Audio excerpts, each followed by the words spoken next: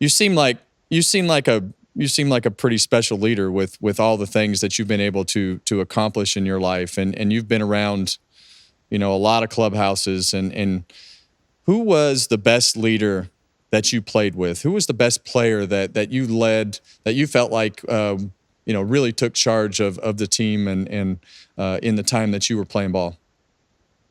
That's such a great question. Um, I played for close to 25 years, Kevin, and I'll give you one from each team. I played in Seattle, Texas, and the Yankees for the last 15. I would say in my days in Seattle, I would have to go with Edgar Martinez. My days in Texas, I would have to go with Michael Young. And then my time in New York, I would say kind of a split between Mariano Rivera and Andy Pettitte. And the reason why I say those two guys, they're the ultimate winners. Both of them have 5 titles each, and they were both they gave you tough love, but they were always supportive. They were always there, and you felt like these are guys that you want to have in a foxhole with you. I was fortunate to become good friends with Gene Monahan through the years, so I got to spend a little bit of time in that locker room with a lot of the different guys that you just mentioned. And I threw out the first pitch at Yankee Stadium at some point in 2001. And I'll never forget Andy Pettitte walking up to me, and he said, "Kevin, I'm going to give you a piece of advice right here." He said, "Whatever you do, either hit that backstop or hit that glove." He says, "If you don't, they're gonna boo you out of this place." And so I was able to hit the glove that night, but my good friend Gene Monahan set me up, and I believe it was, I don't remember the year, 2011 or something, when I went back and did it again. And everybody in the dugout said, all you got to do is just nice and easy, throw the ball over the plate, just get it in the glove. Well, I did exactly what they told me to do. I threw the ball nice and easy, nice little rainbow right into the glove, and I turn around and everybody is laughing hysterically at me in the dugout. And I'm thinking to myself, that was perfect. Why are they all laughing? They had turned the radar gun on and turned the board up on the back side of the stadium, and it said 32 miles an hour.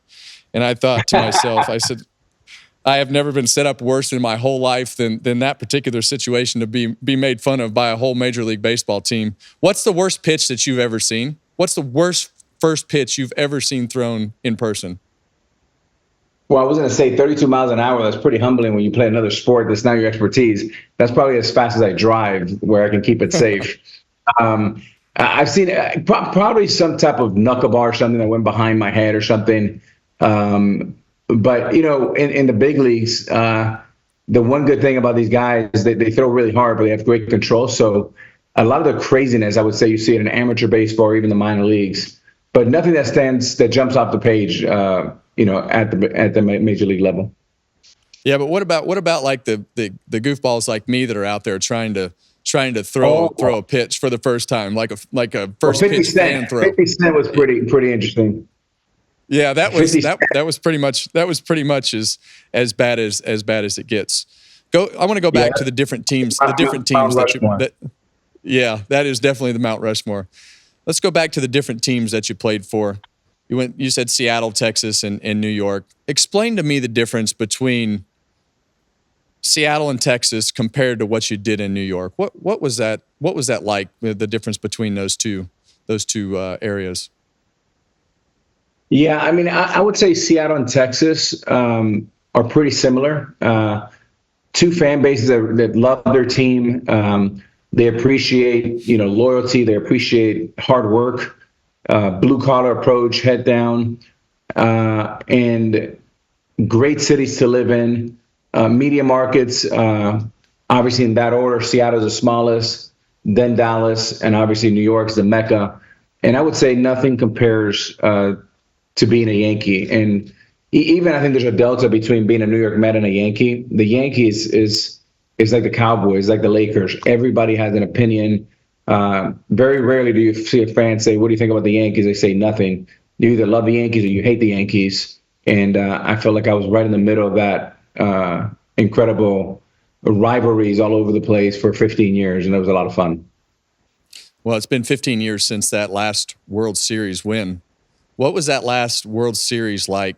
What was it like leading into the moments of finally knowing that you guys were going to win the game and everything that led up to that last World Series? Well, to me, you got to go back, Kevin. We're not telling the full story unless we talk about what happened just 5 years prior to that in 2004 when we had a 3-0 lead and we gave it up to Boston. That was certainly one of by far the toughest defeat of my career and probably most of my teammates because it hadn't been done ever before. And obviously then the curse and all of that, it was a pretty miserable time. And then 5 years later, the payoff is we're able to, play really, really well in October. We had an incredible team. We go up against the defending champions, Philadelphia Phillies, and we beat them in 6 games at home under the lefty, number 46, Andy Pettitte, pitches a gem. And then, of course, the great Mariano Rivera closes. And just the explosion, the euphoric feeling of doing it in New York, the parade is something that I'll never forget. In my parade was my entire family, Jay-Z. And it was just an extraordinary time. There is something very, very special about being a champion with pinstripes in the Bronx.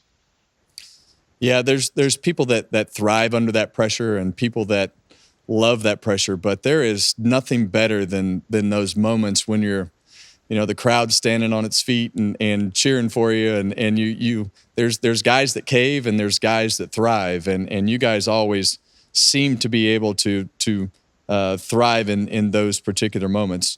When you go back to for me, I mean, I've been a Yankees fan for a long time and been fortunate to, kind of have some firsthand experiences with all the things that happened, especially through those heydays. But when you experience those moments in that original Yankee Stadium, what was the difference like? I know for me, when I went as a fan to, the original Yankee Stadium and then you go to the new Yankee Stadium, for me, it was just different. I mean, there's just that history and that mystique about every time that you walked into the park. And as a player, how did you feel like that? I know you guys everybody likes the amenities and everything that goes with a new stadium and everything that comes with that. But were the players okay with kind of the old mystique that went with that stadium and took pride in that? Or is that something that you guys were like, I'm glad I don't have to go into that locker room anymore?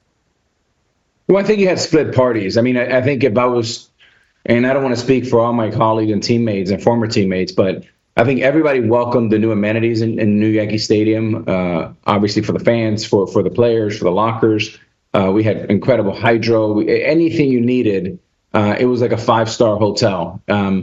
But I'm a little bit of a sucker for classic and old things.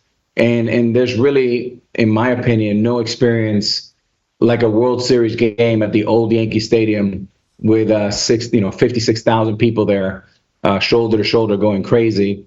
Amenities weren't great, not a lot of bathrooms, not a lot of fancy restaurants, but it was good old hard school baseball that was really unforgettable, I'm sure, to watch and also to play.